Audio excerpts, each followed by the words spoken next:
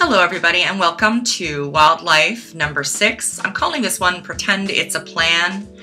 As you'll see in a moment, I'm actually starting with something that is in process. So I pulled out my planner, my weekly planner, and added some paper and then painted it over with some Absorbent Ground so that I could play in it with some watercolors. This is the White Nights palette because it has these gorgeous blues that were just really feeling like my mood at the time. And I just wanted to be with the watercolor paint in a really sort of friendly way. I felt like I was just visiting with a new palette. I hadn't actually used this one in anything but swatches as of this moment, so I was feeling like just playing with the paint and seeing what would happen. I was feeling a little bit inspired by florals. It's summer here, so florals are always on my mind in the summer, but that's not where this ended up going, which is why I ended up with the words Pretend It's a Plan. A lot that was coming up for me during this painting process was how I need to get out of my own way so often. Like, it's just such a theme for me, you know, get out of my own way. I am a very controlled person in the sense that I need to always know what's going on. I need to know when and where and what time. And a part of that is just so that my nervous system has half a shot at being in a pretty good state. Where there is uncertainty with regards to my life or my future or what's going on, there is inevitably going to be some anxiety, and that sucks, and it's hard to maintain that level of sort of high alert. So sometimes I'll go into my art journal without a plan, and I will purposefully push myself to not just live with but enjoy whatever happens. And it's especially useful or helpful to me if unexpected things happen, because it kind of trains my nervous system to understand that the unexpected is not always a disaster. And it's really difficult to convince myself of that, but these little art practices where I go in an experimental mood and I let go of control, especially using mediums that are difficult to control, because watercolor is one of those mediums that just seems to do whatever the heck it wants. That's really good training for me. It really puts me in a mindset where I learn to trust, where I learn that there's no disaster really I can just sort of lean into and relax around the subject of uncertainty. So this was really healing and helpful and gave me a sense of control within the lack of control. I may not be able to always control or know exactly what's going on, but I have developed over my years as a journal artist a kind of a faith in my own ability to work with whatever is coming up, even if it is a right royal mess. This spread went sideways on me, and the sideways was a fantastic opportunity for me to just continue playing until I was happy. This is one of those rules that I've set with myself as a journal artist. I am going to embrace the uncertainty. I am going to embrace when things don't go, maybe the way that I was expecting to. Like, I was actually thinking I might do a face on the left-hand facing side and let the hair be a part of her kind of headdress. But that did not happen, as you will see.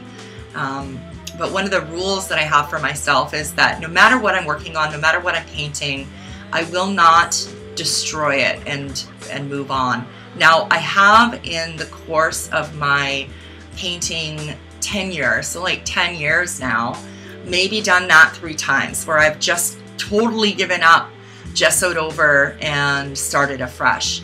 For the most part, I don't do that, because once I realize that things are really going awry, once I realize things are not going the way I want them to, and I am really not feeling it, or it's in a really ugly stage, I really like to push myself to work with whatever is there, very much like I would in my own life, right? You can't just gesso over your life. You have to sit with what is actually there in your life in that moment. So I use my art journal as kind of a training ground for being with what is and then transforming it into something that is actually working for me. And I have to tell you that I almost never end a painting session feeling like I failed in any way. I usually end a painting session feeling really excited and really good about whatever it is that I've created.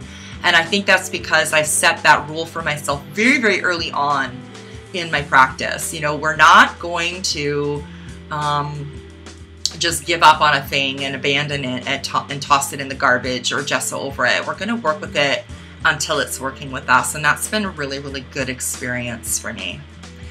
I've got some watercolor paint on the Absorbent Ground now, and I've pulled out a little bit of the Winsor & Newton Granulation medium. This is just a medium that goes into watercolors and then makes it go all granular, which is a really pretty look.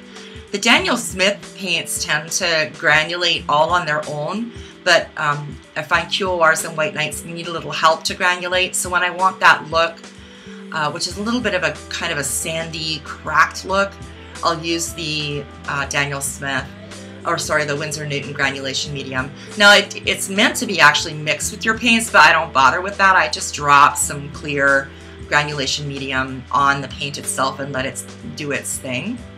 And because everything is already so flowy and misty and watery feeling, I'm gonna go ahead and add some water and let it drip and do all of the unexpected things it wants to do, just as a sort of a message to my nervous system that it's okay. It's okay to face chaos. It's okay to have a mess. It's okay to be in uncertainty.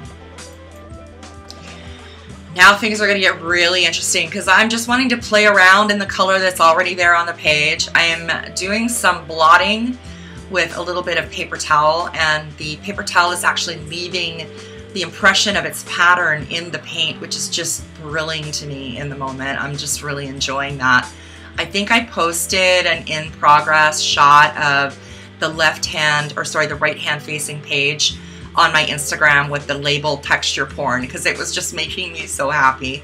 So I'm using the excess paint on the paper towel to now paint all over the left hand facing page, and things are getting pretty crazy. They're getting pretty messy and everything is all over the place, and I think I'm having a little bit of one of those like hyperventilation moments where I'm like, oh no, what have I done?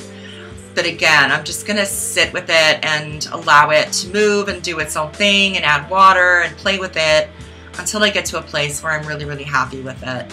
There's something so soothing about experiencing these highs and lows in the painting process. It almost gives me a place to rest. So even though there may be these little moments of panic, because I've grown over the years to really trust the process, to really understand that nothing is permanent, that everything can be fixed or covered or worked with, there's something about this process that's really, really good for my nervous system, especially if I'm in a high state of anxiety. So I kind of turn to this sort of process a lot. Not while I'm teaching, obviously, because when I'm teaching, I want to be showing you something that you can then take into your own practice. And it's very hard to be in a moment of anxiety while you're teaching. Like, I just don't want to be in a period of anxiety while I'm teaching. So these are really fun opportunities for me to show you how I might work with an anxious moment and not have to be talking through the process and just like really be in it, and then come and voice it over and say, okay, this is what I was feeling in this moment. It looks like I'm calm, cool, and collected, but I'm actually like in a what the hell am I doing kind of moment with this painting at this point. But it's always really fun to show these kinds of uncertain moments in my painting practice because, again, you don't really get to see these when I'm actually teaching. So I've pulled my paints out again. Again, this is the White Nights palette. Came all the way from Russia. I'm really thrilled with it. It's got lots of really beautiful, beautiful colors. And I'm just going to start back in with the paintings on both sides with colors that just feel good to me in the moment. Not allowing myself to stay for too long in the oh my god doom moment. I like to move through that moment as quickly as possible so that I can start to make things happen that are working for me. So I'm going into a color I almost never use. I just don't favor yellow, but you will have noticed that in a couple of the wildlife paintings that I've done, I've pulled out yellow. That's kind of a purposeful nudge in the direction of experimenting and breaking out of my comfort zone. I have a definite comfort palette that includes teal, magenta, green gold, phthalo turquoise, and Caucasian flesh tones when I'm doing faces. And I tend not to reach for any other colors. Like, I get stuck so easily in that palette. So lately I've been really pushing myself to use colors I wouldn't normally use. I have no idea what this yellow is called, but it looks like a lemon yellow to me. And I'm just throwing it on there using a really soft mop brush, which is great for watercolor paints. And I'm just playing and brightening up the page and hoping for the best and seeing what happens.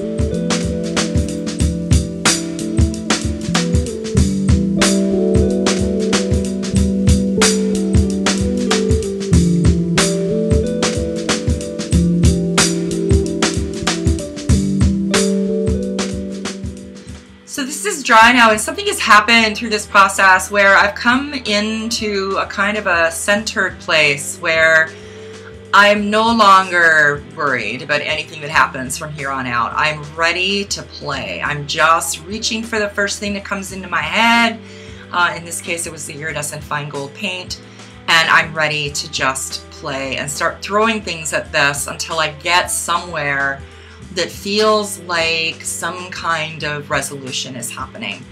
I also really have been loving working mixed media with watercolors first and then acrylics.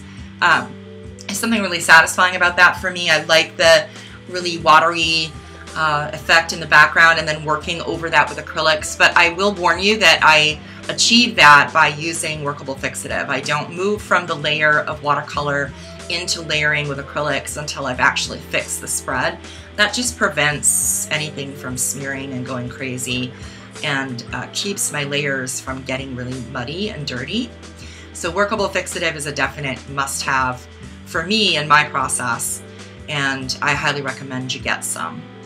I'm just going to go ahead now and paint, and the rest of this is going to be over on the Patreon side of things, where I talk about things at a little more depth in a little more personal manner. But I will go ahead and time-lapse this for you guys so you can see where this spread ended up.